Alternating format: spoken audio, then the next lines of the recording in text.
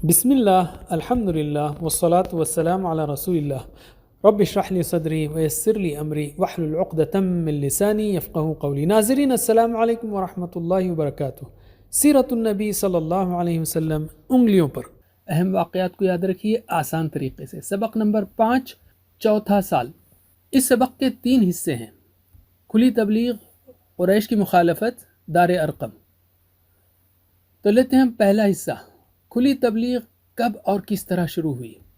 آپ کو یاد ہے شروع کے 3 سال تو خاموشی سے آپ صلی اللہ علیہ وسلم دین کی دعوت دیتے رہے، تو اس کے بعد رشتہ داروں اور عام لوگوں کو دعوت دینے کا حکم ہوا۔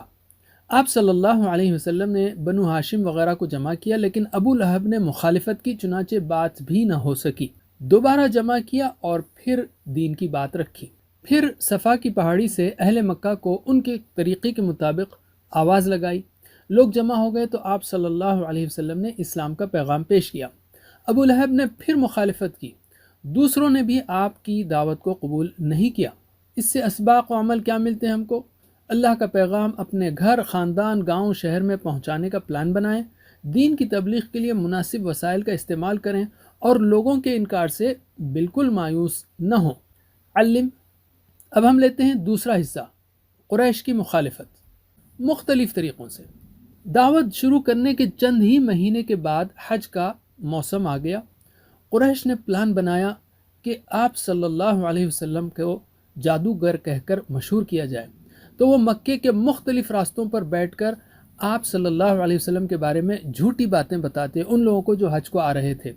سب سے بڑا مخالف ابو لہب تھا، خیموں اور بازاروں میں آپ کے پیچھے پیچھے لگا رہتا۔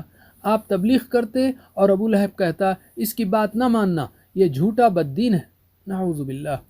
مگر نتیجے میں الٹا قریش کا نقصان ہوا۔ وہ اس طرح کہ پورے عرب میں آپ کا چرچا پھیل گیا۔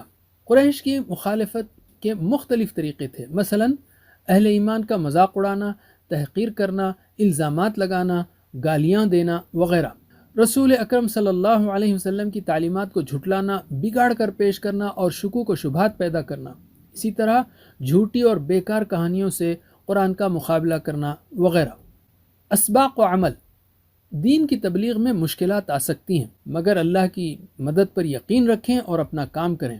لوگوں کی باتوں کے بجائے دین کو معتبر ذرائع سے سیکھیں، اصل ذرائع سے سیکھیں، اور دین کی دعوت کے لیے کتابیں پڑھیں اور علماء کو سنیں۔ علم۔ اب ہم لیتے ہیں تیسرا حصہ، دار ارقم۔ رسول صلی اللہ علیہ وسلم نے تربیت کے لیے کہاں مرکز بنایا؟ دار ارقم میں۔ اسلام کو پھیلتا دیکھ کر قریش کے سرداروں نے طے کیا کہ اہل ایمان کو خوب ستایا جائے۔ رسول اللہ صلی اللہ علیہ وسلم کو عام مسلمانوں اور خاص کر غلاموں کو بڑی تکلیفیں دینا شروع کی۔ اس ظلم و ستم سے بچنے کے لیے آپ نے دعوت و تربیت کے لیے دار ارقم کو مرکز بنایا، جو حضرت ارقم رضی اللہ عنہ کا گھر تھا اور صفا کی پہاڑی پر واقع تھا۔ یہاں اسلام قبول کرنے والے لوگ بھی آتے اور نبی کریم صلی اللہ علیہ وسلم مسلمانوں کی تربیت بھی کرتے۔ اسباق و عمل۔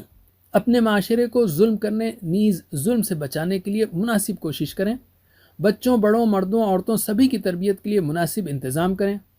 علم۔ اب ہم لیتے ہیں قرآن و حدیث۔ مکی زندگی کے دوسرے دور یعنی سن 4 اور 5 نبوی میں دین کی دعوت اور مسلمانوں کی تربیت کے لیے قرآن کی تقریباً 42 صورتیں نازل ہوئیں، کم و بیش 5 پاروں کے برابر، اور وہ صورتیں ان پاروں میں ہیں، ان پاروں میں دوسری صورتیں بھی ہیں۔ ان صورتوں کو سمجھ کر پڑھیے تاکہ کچھ اندازہ ہو کہ آپ صلی اللہ علیہ وسلم ان دنوں کیا پڑھتے اور سناتے تھے، صحابہ کیسے اس کو سمجھ کر اور غور کر کے اثر لیتے تھے، اور غیر مسلموں پر ان صورتوں کا کیا اثر پڑتا تھا۔ ان پاروں میں کم از کم یہ پارے یاد رکھ لیجئے: 15، 16، 21، 27، 29، 30۔ ان کا بڑا حصہ ان صورتوں پر مشتمل ہے۔ حدیث۔ کیا ہم نہیں چاہتے کہ احادیث کی مجلس میں بیٹھیں اور رسول صلی اللہ علیہ وسلم کی بہترین نصیحتوں کو سنیں اور تربیت حاصل کریں؟ تو روزانہ کچھ وقت حدیث پڑھنے کے لیے ضرور نکالیے۔